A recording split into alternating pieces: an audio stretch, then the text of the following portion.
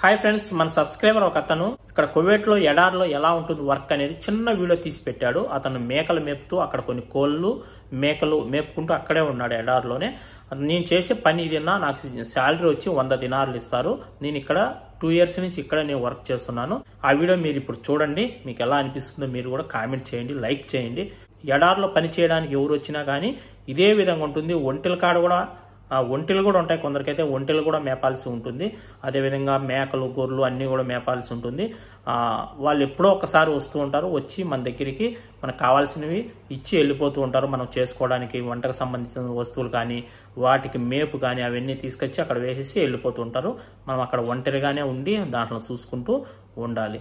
ఈ వీడియో చూడండి, మీకు ఎలా అనిపిస్తుందో కామెంట్ చేసి లైక్ చేయండి.